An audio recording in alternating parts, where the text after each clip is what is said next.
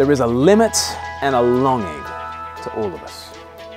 And that interaction between the limit and the longing defines our human condition, really. We are finite creatures, that is our limit. And yet this finite world does not satisfy us. Isn't that curious? We're finite, the world's finite. Surely it should fill us up, it should satisfy us, and yet no, we have a longing for what is beyond our limit. The prophet Haggai wrote to the Israelites in the 6th century BC, and it was a strange kind of in-between time for Israel. They had returned from the Babylonian captivity, but they hadn't exactly returned from exile. Exile is only truly ended by the coming of the Messiah. Places like Jeremiah 31 made that clear. Also Ezekiel chapters 34, 36 and 37, they are all about this. The fact that the exile is only ended when the true King David, the great shepherd of the sheep, the Messiah comes. And then he will bring in the new covenant that will bring a true homecoming. But the people before then are still kind of in exile. And so the people are in this in-between time in Haggai's day. God has acted, he's brought them physically back into the land, but they're waiting for the Messiah, they're waiting for fulfillment.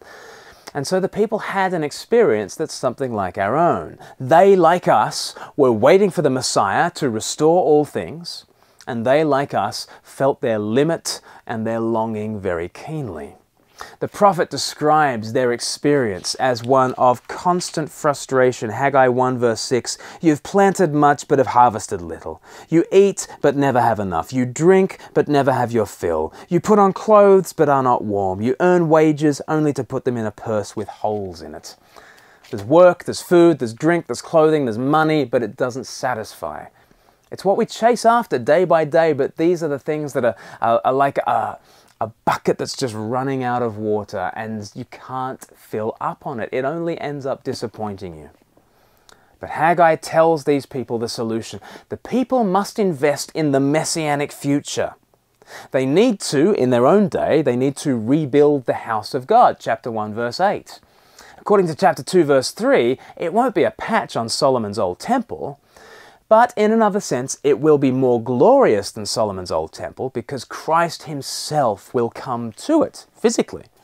Let me read to you from Haggai chapter 2 and verse 6. This is what the Lord Almighty says. "In a little while I will once more shake the heavens and the earth, the sea and the dry land. I will shake all nations, and the desire of all nations will come.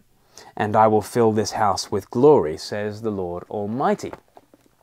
The Messiah is the desire of all nations, and he will come to the temple. Malachi, another of the minor prophets, also foretells this. In Malachi chapter 3 verse 1, he prophesies that the messenger of the covenant will grace the second temple with his presence. So Malachi calls him the messenger of the covenant. Haggai calls him the desire of all nations.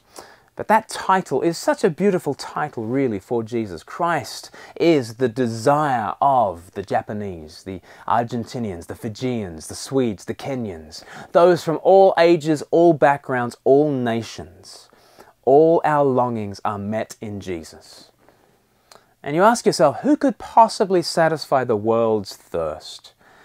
Think of all the different cultures of the world today. Think historically of all the different people down the ages and how different they've been. What kind of person could be the desire of all nations? Well, historically, it has simply been true that Jesus has found adherents from across the world. Mongolian farmers, Tanzanian mothers, Brazilian millionaires, Russian peasants, Moroccan merchants. Jesus has satisfied and continues to satisfy the longings of the world. Nothing else truly slakes our thirst, we know that. And yet he draws the worship of all peoples. And every day he attracts more and more people to his magnetic personality. He came to that temple in the 1st century, the temple that Haggai was concerned about. And he fulfilled the desire not simply of the Jewish peoples, but as they rejected him, so he rose up again, offered himself to that same nation, and through them to the entire world.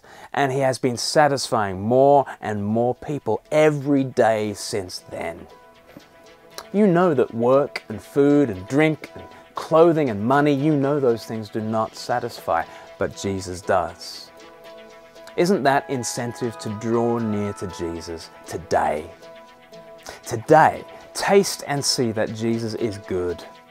He is the fountain of living waters. He is the Messiah, the King of Kings, the shepherd of the sheep, the messenger of the covenant, the desire of all nations.